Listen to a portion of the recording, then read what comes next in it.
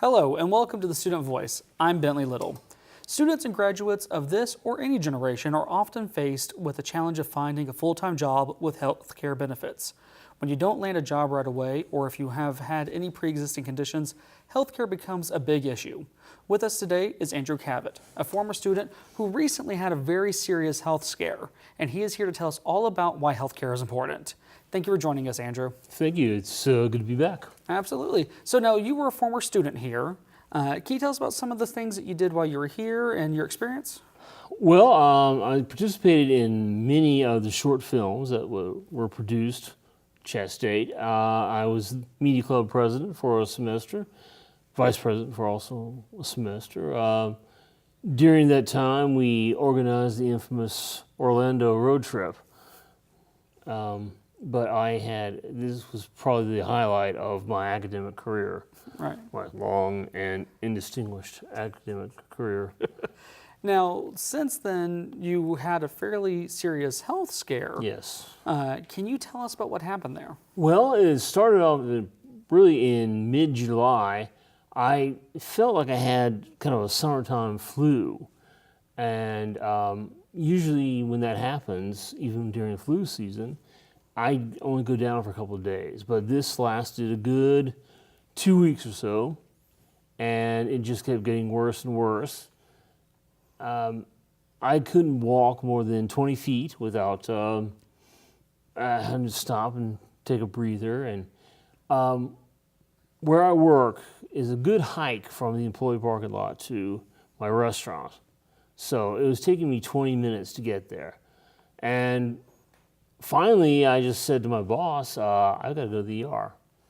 And he said, okay, I'll get you a ride. Right. So I had a heart valve issue. I had to have an aortic valve stem replacement, open heart surgery. Oh, wow. Now, I'm assuming you had some degree of health care. Why is it that health care is important for older folks and younger folks as well? Well, it's probably going to cost me, I would say it's going to cost me about $250,000 unless I get health care. I've got TennCare pending right now, but when I went to the hospital, I did not have health insurance. Okay, so did you use the ACA or healthcare.gov to get it? I used ACA. Well, actually, I probably haven't had what they call Obamacare. Haven't had that since I graduated from school here, just because I couldn't afford it. The rates went through the roof, and my employer did not offer health insurance for part-time employees, and they kept probably about 75% of their employees, including me, as part-time. So you weren't able to use the ACA or healthcare.gov, Yes. And you said that your TennCare pending. How were you able to end up getting insurance? What was the process for that? Well, I went into Erlanger, and fortunately, they do take patients who don't have insurance, and they will work very closely. They'll work with patients who do not have health insurance, and they will try to find it. I had a caseworker who's still working on my issue. Oh, wow.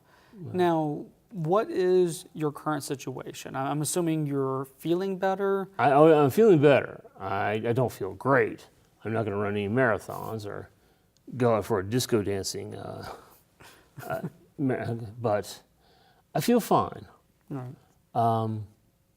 Some of the symptoms are really abating themselves, and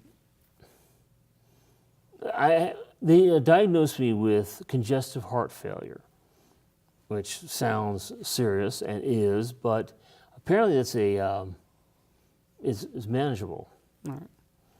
Now, where do you go from here? What is your next step for dealing with, you said $250,000 Possibly. worth of medical bills, Yes. and with the TennCare pending? What do you do now? That is the million-dollar question. Hopefully I can get the TennCare, which will take care of the Erlanger bill.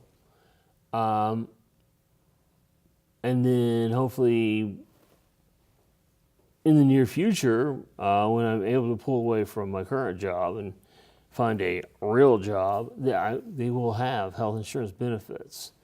My biggest concern is the fact that I'll be 55 in February, and I've got a bad heart.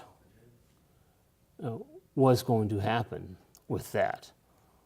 Right. I don't know. Because it's very easy to just say, no, we're not going to deal with this guy. Right.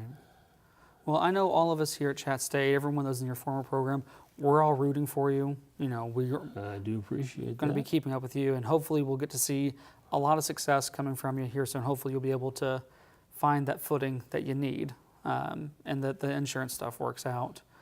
Now, if anyone wants any more information about getting set up with healthcare insurance, you can visit healthcare.gov and see if you do qualify and if the rates are ideal for you. That's it for today's episode of The Student Voice. Hope you have a great day.